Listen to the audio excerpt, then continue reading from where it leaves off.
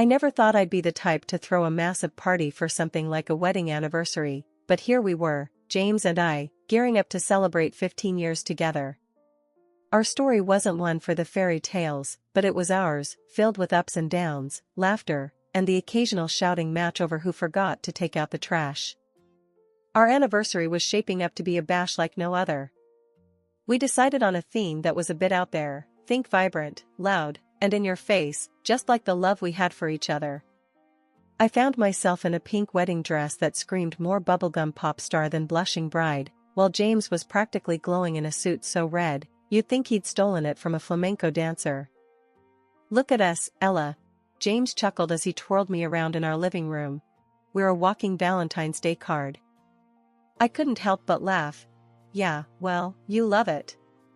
And you know this dress makes me look good." The doorbell rang, signaling the start of the chaos. Our place was soon filled with over 130 of our closest friends, acquaintances, and a few folks I swear I'd never seen before in my life. The music was loud, the drinks were flowing, and everyone seemed to be having the time of their lives. "Hey, Ella!" shouted my friend Liz over the din of the crowd. "I brought someone I want you to meet. This is Tina, she's a model." Tina was striking, with an air about her that screamed, "I'm used to being the center of attention." I could see why Liz was so eager to introduce us. "Nice to meet you," I said, offering a smile that I hoped didn't look too strained. "The pleasure's all mine," Tina replied, her eyes scanning the room until they landed on James. "And who's this dashing gentleman?" Before I could answer, James slid up beside me, his arm wrapping around my waist. "I'm the lucky guy who gets to call Ella my wife." "And you are?" "Tina," she said, her smile a little too friendly for my liking. I noticed the way James's gaze lingered on her a bit too long, but I brushed it off. Jealousy wasn't a good look on me, and besides, James was just being polite, right? As the night went on, I found myself watching them from across the room. They were laughing about something, and I felt a twinge of something ugly in my gut. Shaking my head, I turned back to the group I was chatting with, determined not to let it bother me. As the night wound down, James pulled me aside, his eyes sparkling with a mix of excitement and something I couldn't quite place. "Babe, I've been thinking, what if we got ourselves something special for the anniversary? Something big, something like a new car." I raised an eyebrow. "A new car?" "James, you know we've got to be sensible with our spending." He was quick to reassure me. I know, but think about it. It's not just any car. It's a statement, a way to mark our 15 years. Plus, with your photography gigs and my job, we can handle it. What do you say?" After a bit of back and forth, his enthusiasm was infectious, and I found myself nodding in agreement. "Okay, let's do it. But you owe me big time for this," I said, half joking. The weeks after our anniversary bash flew by in a blur of work and routine, but something was off. James's late nights at the office started stacking up like unpaid bills. "Working late again?" I'd ask over the phone, trying not to let the skepticism seep into my voice. "Yeah, babe, you know how it is. End of quarter crunch," he'd respond, his voice a mix of fatigue and something else I couldn't quite pin down. I wanted to believe him, really, I did. But doubt is like a small leak in a dam, ignore it, and before you know it, you're underwater. One evening, as I was putting away laundry, I found a receipt in the pocket of James's jacket. It was for a pair of earrings, the kind that you don't buy on a whim unless you're feeling particularly generous or guilty. My heart sank, but I shoved the receipt into my pocket, deciding to confront James about it later. When he finally came home, the clock had already given up on waiting and settled into the early hours of the morning. I was sitting at the kitchen table, the receipt lying between us like a challenge. "Care to explain this?" I asked, my voice steady, but my hands betraying me with their tremble. James looked at the receipt, then at me, his expression a mix of confusion and alarm. "Oh, that. It's, a surprise for you." "Yeah, a surprise," he stammered, his usual smooth talk failing him. "A surprise?" I echoed, the word tasting bitter. And you thought the best way to surprise me was to leave the receipt where I'd find it? He ran a hand through his hair, a sign I'd come to recognize as him gearing up to smooth things over. Babe, I wanted to get you something special, you know? To make up for all the late nights. I was gonna surprise you this weekend. I wanted to melt, to let his words wash over me and erase the doubt. But the nagging voice in my head wasn't having it. James, you think a pair of earrings can make up for the fact that you're practically a ghost around here? What's really going on? James sighed, the weight of the conversation pulling him down into the chair opposite me. Ella, I swear, there's nothing going on. Work's just been a nightmare, and I thought a nice gift would show you how much I appreciate you sticking by me. I studied him, searching his face for the truth. Part of me screamed to dive into the fight, to push until the dam broke, but another part, the part that remembered all the years of love and laughter, urged caution. Okay, James. I'll let it go. But just know, I'm not blind. If there's something you're not telling me, it's gonna come out sooner or later. James reached across the table, taking my hands in his. There's nothing, Ella. I promise. Just work being a pain in the ass. And you're right, I could have thought the surprise through a bit better. The next day, I found myself watching James, looking for signs that I'd either been right to worry or foolish to doubt. He was his usual self, affectionate and slightly annoying in the way that had first drawn me to him. But every time his phone buzzed or he laughed a little too loudly at a text, I felt that twinge of doubt again. Who's that keeping you so entertained? I asked during dinner, trying to keep my tone light and teasing. Just some guy from work. You know, office banter, James replied, his smile not quite reaching his eyes. Must be some banter, I muttered, pushing my food around my plate. James put his phone down, his face serious. Ella, look at me. I love you. You're the only one. These late nights, the stress, it's all for us. For our future. Can you just trust me on this? I looked into his eyes, searching for the reassurance I so desperately needed. I'm trying, James. I really am. But it's hard when it feels like you're miles away even when you're right here. Coming home to an empty house wasn't new, James's late returns had set a precedent. But this silence was different, oppressive, echoing off the walls with a cold finality that sent a chill down my spine. The usual clutter of James's daily life was gone. His shoes weren't tossed haphazardly by the door, his coat wasn't draped over the chair, and the faint scent of his cologne had vanished into thin air. Panic set in, a gnawing, relentless beast that clawed at my chest. I called his phone, each ring slicing a bit deeper into my hope. Then he picked up, and his voice, once the sound of comfort, was now a harbinger of dread. James, where the hell are you? What's going on? I demanded, my voice a mix of fear and anger. Ella, he began, his tone casual, almost nonchalant. I'm glad you called. Saves me the trouble of explaining later. Explaining what? My heart raced, each beat a loud drum against my ribcage. I'm leaving, Ella. I've left, actually. Do you remember Tina? I fell in love with her like a boy. It's better this way. His words were a punch to the gut, leaving me gasping for air. Better? You think destroying our life is better? He sighed, a sound of irritation rather than remorse. Don't make this harder than it needs to be, Ella. It's done. I'm with her now. She's pregnant. Pregnant? The world tilted, a sickening spin that had me reaching for the back of a chair. And you think that justifies this? What about us, James? What about everything we've built together? Ella, we've drifted apart. You know it as well as I do. This is just the final step. I've moved on. You should too. His coldness was a blade, each word twisting deeper. And what about our debts of $700,000? The car? The house?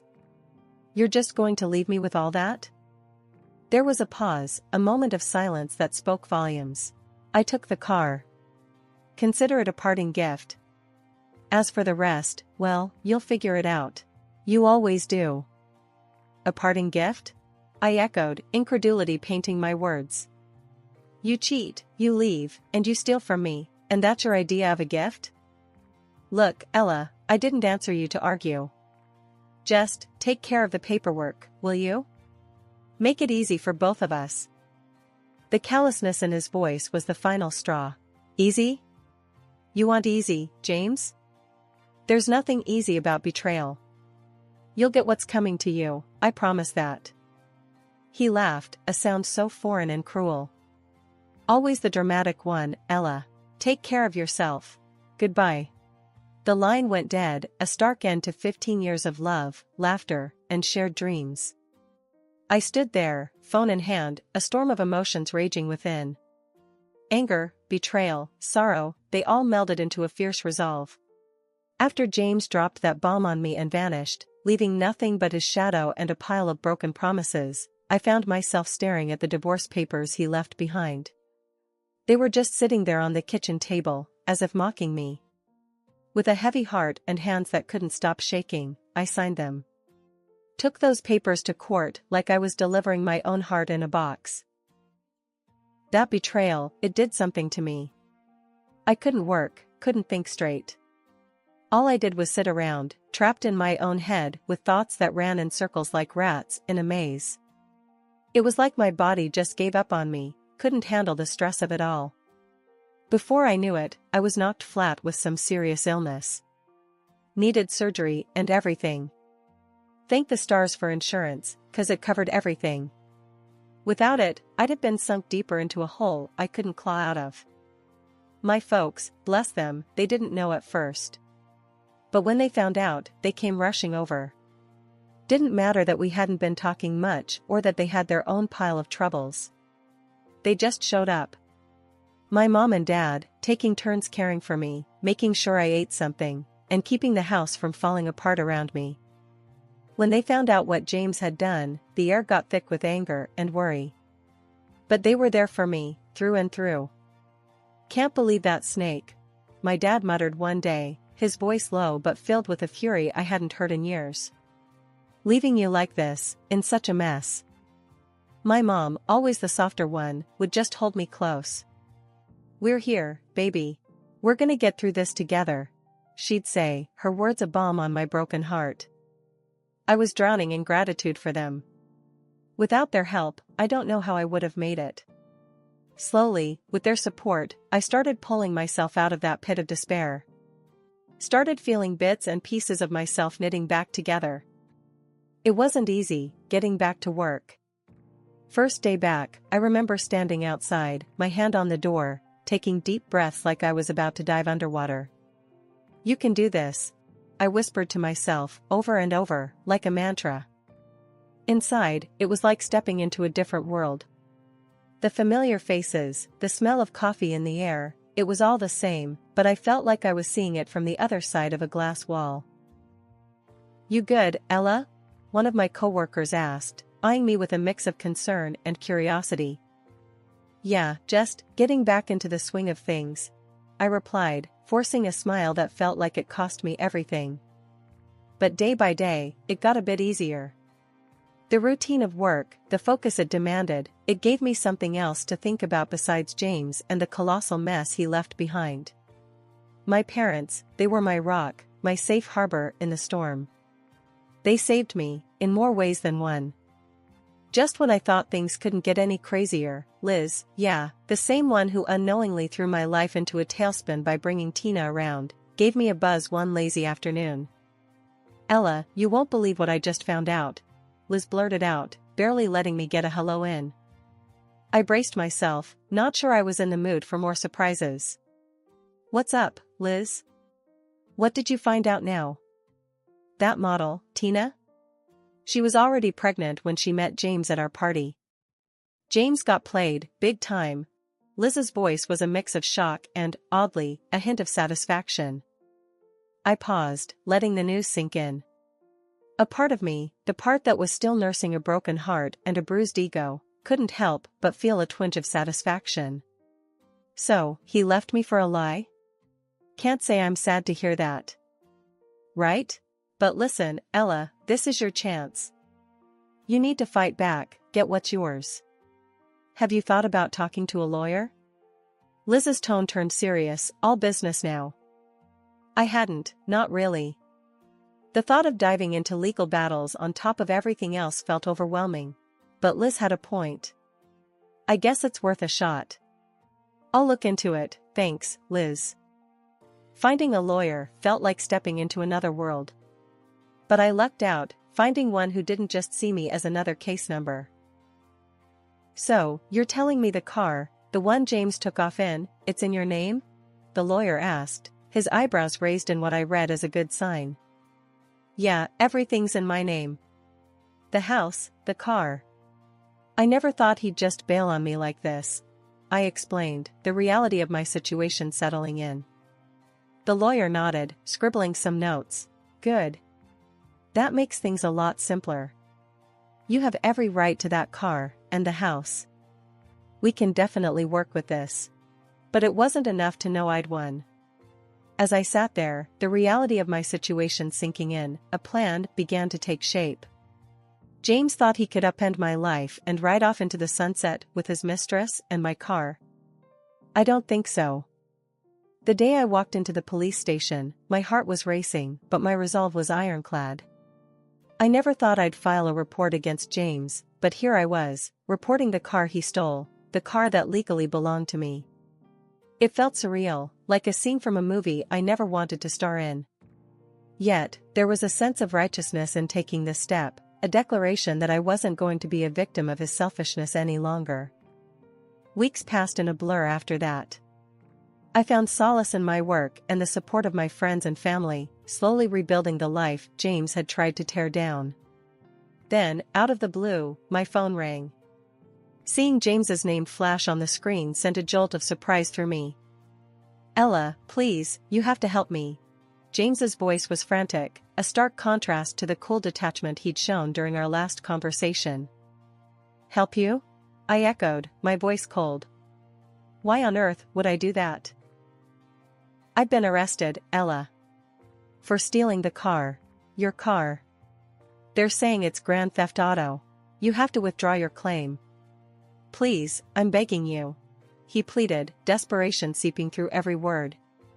The news hit me with a mix of shock and, I'll admit, a tinge of satisfaction. You want me to bail you out? After everything you've done? I asked, incredulous. Ella, I'm sorry. I know I messed up, but this is serious. I could go to jail, he said, his voice breaking. That's the point, James. Actions have consequences.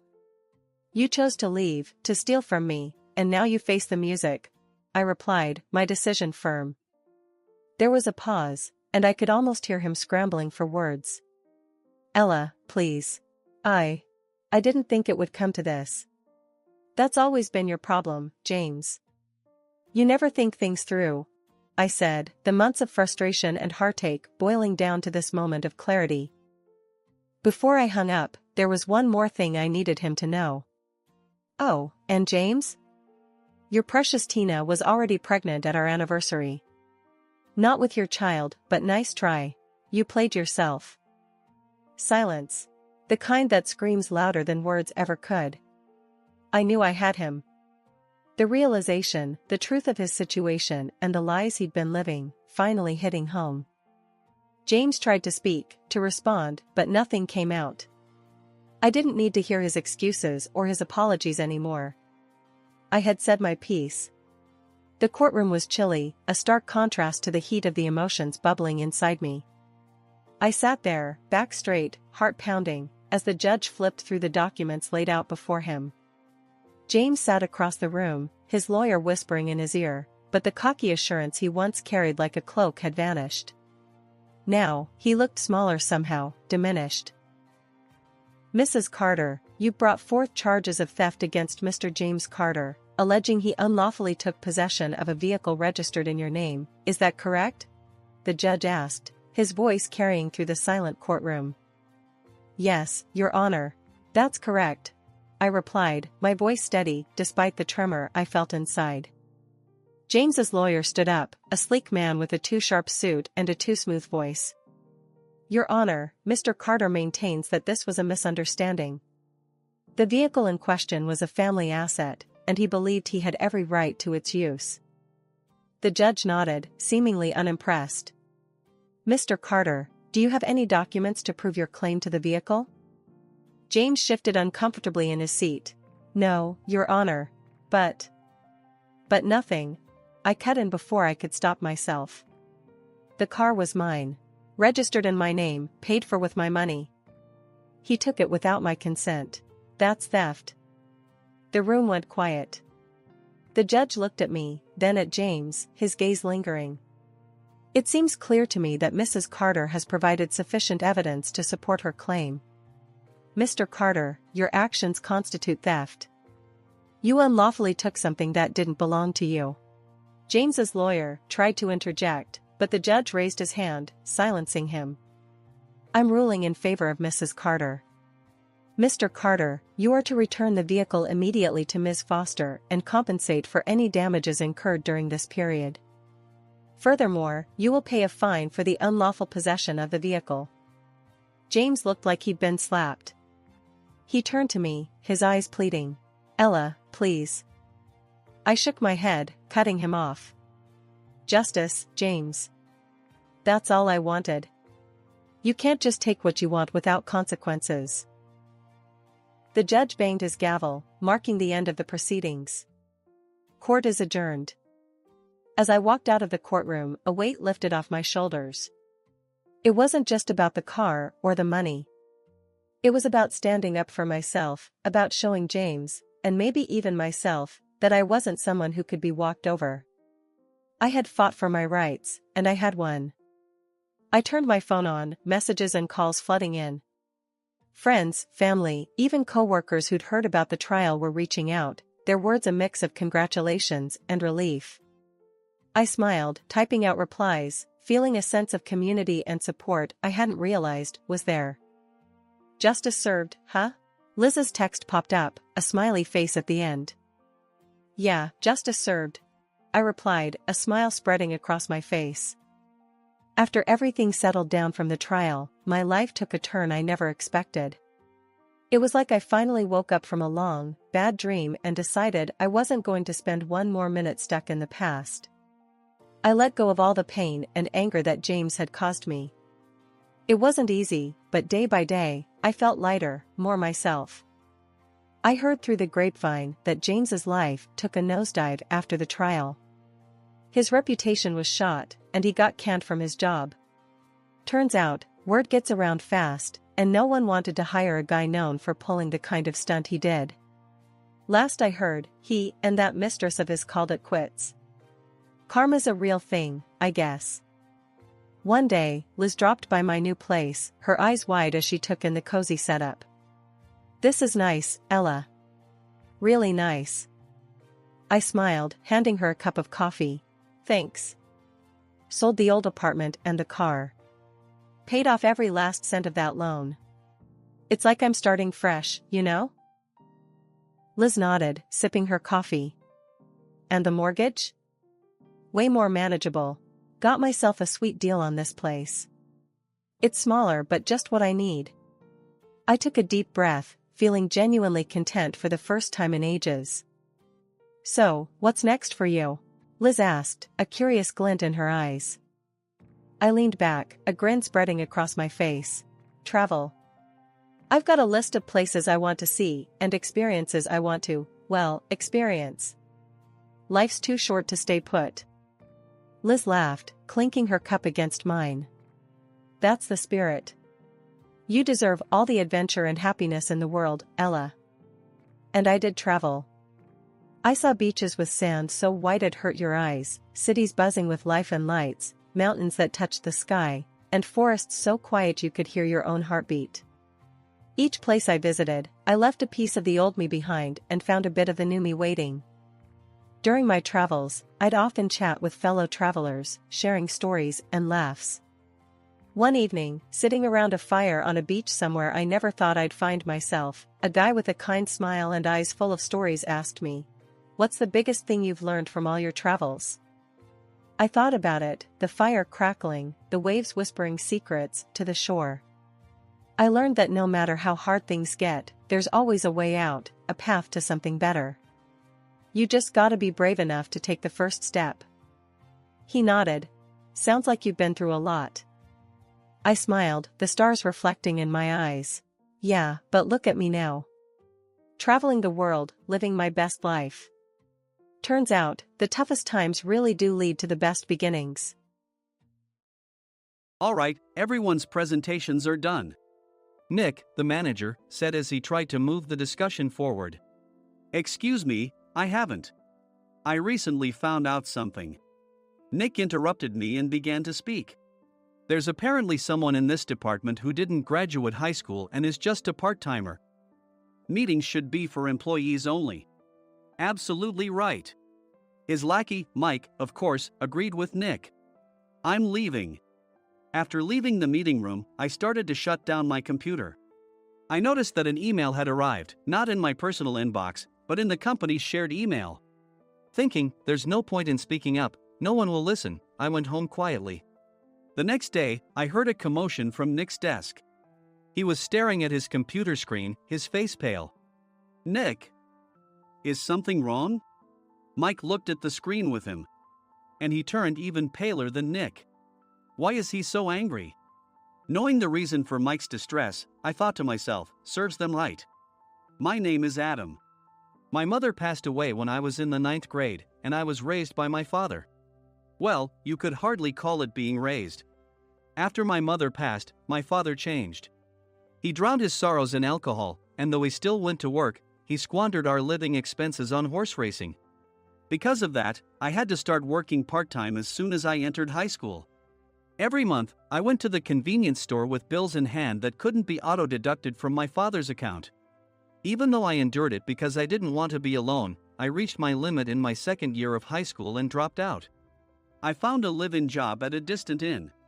Thank you for everything. The day I left home, my father, still staring at the TV, spoke. Take care. That was our last conversation.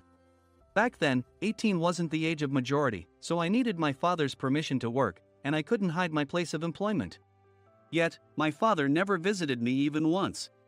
I kept working just to survive, and before I knew it, I was 42. Years of hard work paid off, and I was transferred to the headquarters. I was thrilled to be recognized by the company, as I thought I'd be working in the field until retirement due to my lack of formal education. Listen up. Our work can change the future of our employees. Don't drag us down. On my first day after the transfer, Nick, dressed in an expensive suit, spoke sternly. There was a reason for this. Our inn was located in a prominent tourist destination, known so well that everyone in the state could sing its commercial jingle. At its peak, we had 5 locations within the state. But that was long ago. Due to financial difficulties and aging facilities, only the place where I had worked for many years and the original establishment remained. I was prepared to lose my job anytime, but now there was a glimmer of hope. With the rise of social media, the tourist area where the inn was located started gaining attention again. Depending on how hard the sales department, where I was transferred, worked, we could either thrive or be forced to give up this prime location to the new hotel chains continuously popping up. For Nick, who had switched careers from another industry to strengthen our sales, this was a battle he couldn't afford to lose. I understood why he had to be strict. I will do my best. Nick sneered at my enthusiastic declaration. Did you not hear what I said? I'm sorry. I thought I was listening carefully. Out of habit from years of customer service, I apologized reflexively, though I had no idea what had offended him. Someone was watching me with a smirk. In this department, there are those who are expected to excel and those who have been shoved here because they have nowhere else to go. You are the latter. It was Mike, the section chief. He's 7 years younger, at 35. But he was called to headquarters much earlier than I was and had been moving around within the headquarters ever since. I'm not jealous, but I can't accept that he's my boss. Graduating from a prestigious university, he has an unusually high pride and caused many problems as a newbie, making things very difficult for me when I was the front desk leader. When I found out Mike was transferred to the sales department a month before me, I was disheartened. Mike is right. With just a middle school diploma, there's not much you can do. Don't even think about achieving results. As if I didn't exist, Nick remarked, I'm thirsty. Mike eagerly ran to the coffee maker. It seems Mike is Nick's lackey. I regretted being happy about my transfer to headquarters, wishing I had stayed on site forever. Send a direct mail to every company on this list by the end of the day. Nick only assigned me tasks that even a new graduate could handle. What? There are over 1,000 companies. You want me to send to all of them by today? Yes, if you and your fellow misfits split the work, even those with nowhere else to go should finish by today. I glanced at the employees typing away expressionlessly. They were worn out from customer service, only thinking about leaving on time, or were women reassigned after having children. With zero motivation for work. Even Sam, a new graduate from the same university as Mike, who was supposed to be among the expected achievers, had no enthusiasm for the job. Having joined the company wanting to do customer service. I don't care what they say, I plan to quit anytime, he said. Only Nick and Mike were highly motivated, making all the decisions between the two of them. I originally only wanted to work at the inn to survive and had no particular attachment to this job. I swallowed my words, thinking I had no right to reprimand them. About a month after the transfer, Nick told us with a frustrated look. To commemorate the 50th anniversary, we've decided to create a plan exclusive for one group per day. Originally, Mike and I were supposed to come up with it, but our president, Mr. Thompson, insists on hearing everyone's opinions. So, you all get a chance. As Nick explained, Mike began handing out prints. Make sure not to embarrass Nick. If your ideas are half-baked, you'll have to redo them. It seemed that they had printed his handwritten notes by Mr. Thompson, which included several questions and a section for free responses. It made sense why Nick had to seek our input, given that all responses had to be submitted to Mr. Thompson. We were given a week to think about it, and a meeting was scheduled to compile our ideas. My plan is to let guests enjoy both the old and modern America. Nick began the presentations. Guests would watch a master confectioner at a nearby traditional sweet shop make sweets in front of them. The welcome drink would be premium tea in a bottle. Nick's plan was certainly attractive. After his presentation, Nick called on us to present in the order we were seated. Just as I stood up for my turn. All right, everyone's presentations are done. Excuse me, I haven't. I recently found out something. Nick interrupted me. There's someone in this department who didn't graduate high school and is just a part-timer. He was likely talking about me. I joined the company as a part-timer and was made a full-time employee when I turned 20. That was 20 years ago, so Nick and Mike probably had no chance to know until recently. Meetings should be for employees only. Absolutely right. After that, Nick kept creating opportunities to solicit everyone's opinions, purposefully excluding me from speaking. The meeting unexpectedly heated up and went past the scheduled end time. A few people asked to leave, and the discussion continued with the remaining few. Still here? Normally, you'd leave in that situation. Though I had no attachment to the job initially, hearing kind words from customers made me want to make them happier. For someone like me, with nowhere to go, the inn was my home and customer service was my life. I felt pathetic about my current self. I'm leaving. I left the conference room and started shutting down my computer. I noticed an email had arrived, not in my personal inbox, but in the company's shared email. Thinking no one would listen to what I had to say anyway, I quietly went home. The next day, while preparing the DM as instructed, I heard a commotion from Nick's desk. In his haste to stand up, he hit his knee on the desk. He stared at his computer screen, his face pale. Nick! What's wrong? Mike, thinking he should be the first to rush over, approached Nick while still wearing his coat. He peered at the screen with Nick. And he turned even paler than Nick. Why is he so angry? Who is responsible for this company? Nick, more irritated than ever, asked, and Mike answered without checking. Probably Sam. Sam wasn't there because he was attending a morning training session for new hires. Nick gave up on getting angry and returned his gaze to the screen. They were looking at an email that arrived right after the end of the working day yesterday. Apparently, no one, including me, had checked it before leaving. The email was from a large company that used us for their annual employee trips. The president and executives of that company also frequently used our services personally. President of the company, Mr. Mason himself, had declared that neither he nor his company would ever use our services again. Well, some companies cancel their employee trips or stop using our services due to financial struggles. Let's just move on. Mike kept wiping the sweat from his forehead with a handkerchief. Knowing why Mike was so agitated, I quietly watched their interaction. Do you know how much revenue we get from that company? We can find other guests to fill the rooms, but we'll lose the banquet costs, gift shop revenue, rental car fees, and more. Moreover, the gifts were supposed to be prepared by the traditional confectionery shop involved in Nick's proposed plan. If it's known that we incurred such a huge loss at this critical time, Nick's position in the company would be jeopardized. Nick took a deep breath, seemingly trying to calm himself. All right, Mike.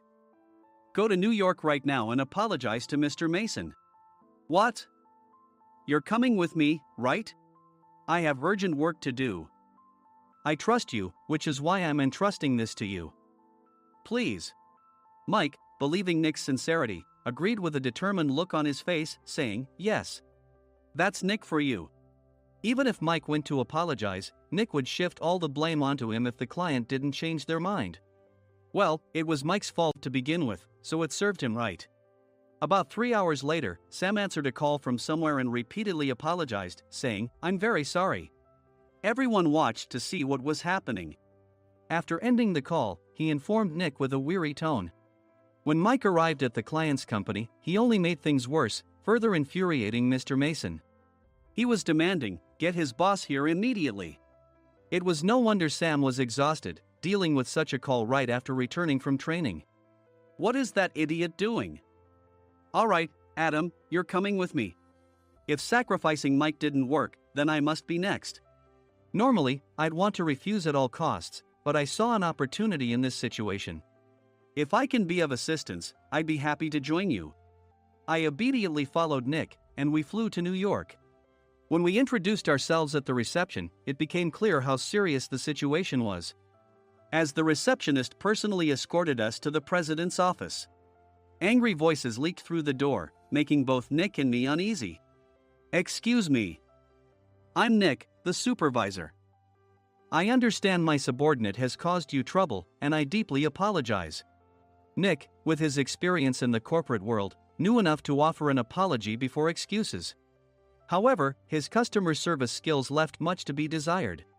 I sighed as I saw Mike trembling like a small dog in the corner of the room. What kind of training are you giving your subordinates? Mr. Mason glared at Nick with a red face. The intensity of his gaze made even Nick take a step back. Regrettably, I joined this company only 2 years ago and was unaware of Mike's issues. I should have identified his shortcomings sooner. Indeed. I should have realized sooner. No sensible person would come to apologize and then give a lengthy presentation on the drawbacks of not using their inn. Nick froze, his mouth slightly open. Suspecting the worst, I picked up the documents that had fallen to the floor. It seemed Mike hastily prepared these documents on the plane, listing the disadvantages. Disadvantage 1: if you change the venue for the company trip, employees might suspect it's for cost-cutting reasons, leading to a negative impression. Reading it aloud half-jokingly, Nick snatched the papers from my hand and checked the contents with a furious expression. Among the stack of documents was a receipt from a nearby convenience store's copy machine. I felt a pang of dread, hoping he hadn't shown the receipt as well. What do you think he said when I asked what kind of nerve he had to do this? I'm very sorry. Faced with the dire situation, Nick must have thought there was nothing left to do but apologize. In a voice smaller than I'd ever heard from him, he uttered words of apology.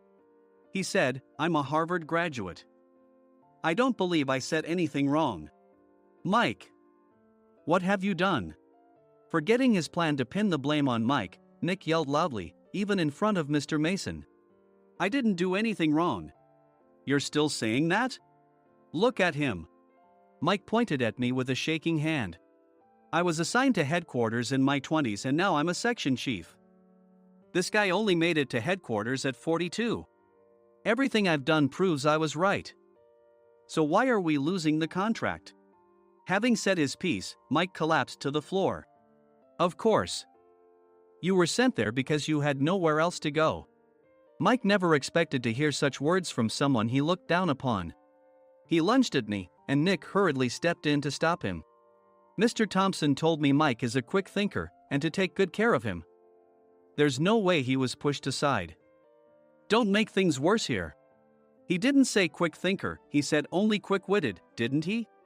I don't remember that part. I recalled the many troubles Mike caused when he was a newbie.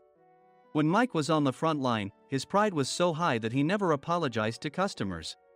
Customer service, especially in our job, doesn't work alone. It brings both good and bad situations. If the front staff or housekeepers made mistakes, or the cleaning company didn't properly clean a room, one had to apologize to the customers regardless of personal fault. Mike, in such situations, would never apologize, insisting he wasn't at fault. This often angered customers, and as the front desk leader, I frequently had to apologize on his behalf. He caused complaints and disrupted operations, which is why he was quickly moved to headquarters. In departments where he didn't interact directly with customers, his quick thinking was beneficial and things went well. But it seemed his flaws were starting to show. Corporate reservations are supposed to be entered into the system by the sales representative. But a quick check yesterday revealed that more than 10 items were missing from the client's reservation. The handover document clearly stated what needed to be prepared. Why didn't you enter it into the system? Why do we have to give them special treatment?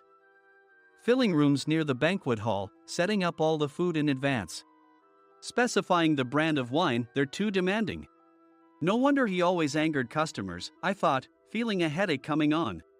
Grouping them in rooms near the banquet hall is for our benefit too. It makes it easier for the staff to set up beds and serve breakfast since everyone's schedule is synchronized. As for the other requests, Mr. Mason suggested them to lighten our load. I didn't know that. Nick finally seemed to realize that Mike was the one who had angered the client. What did you say to them? I just told them we wouldn't give them special treatment anymore. We shouldn't waste effort on things that don't bring in money. I was utterly exasperated at his lack of understanding of customer service. Of course, we shouldn't comply with unreasonable demands. But carrying over successful practices from past stays makes customers feel remembered and enhances their experience. Good memories encourage repeat visits. That's part of our job. I looked down at Mike, who was sitting on the floor. In our job, nothing is a waste. Mr. Thompson likely moved you to the sales department, hoping you'd finally understand this. How do you think he feels now that you failed to meet his expectations? Mike, tears in his eyes, fled the president's office. I was amazed he still hadn't apologized. You have it tough, Adam. It's okay, we're all employees of the same company. I deeply apologize for this disrespectful incident. Especially after all the care you've shown us. If it weren't for you, Adam, I really would have stopped staying here. When I heard you were moving to the sales department, I was willing to reconsider if you handled it.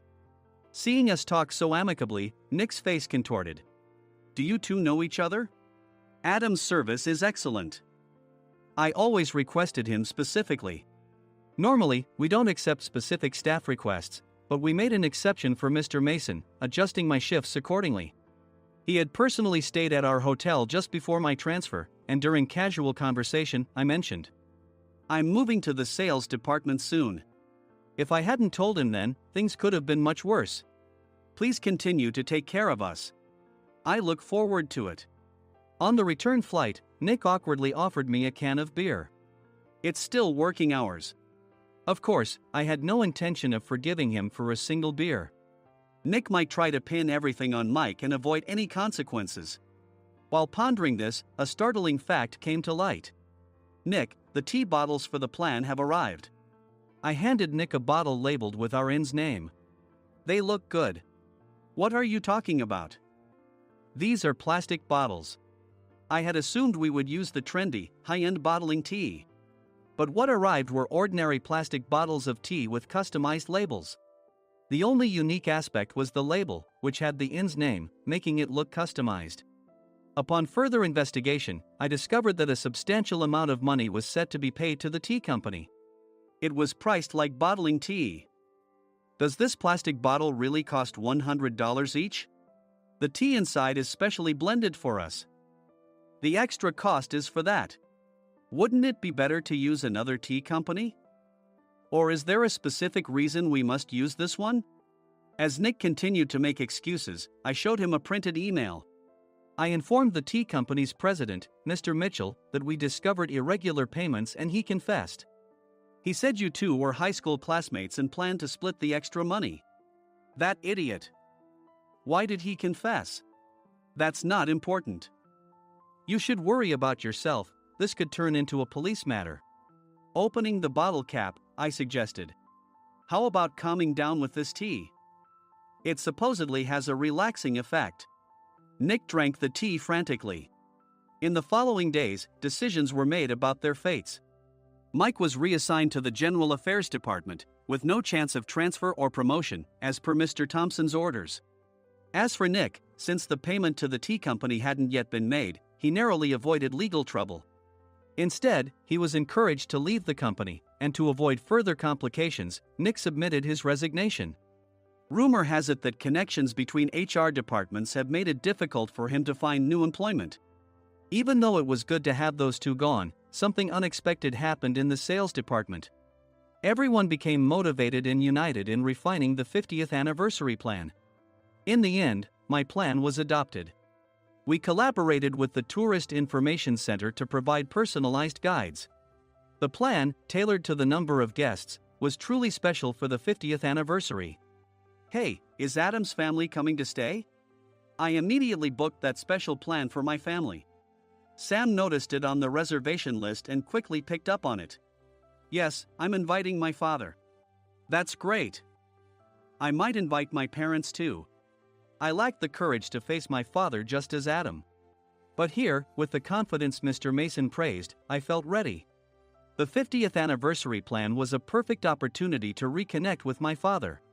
I hoped to bring back the days when we could laugh together as we once did.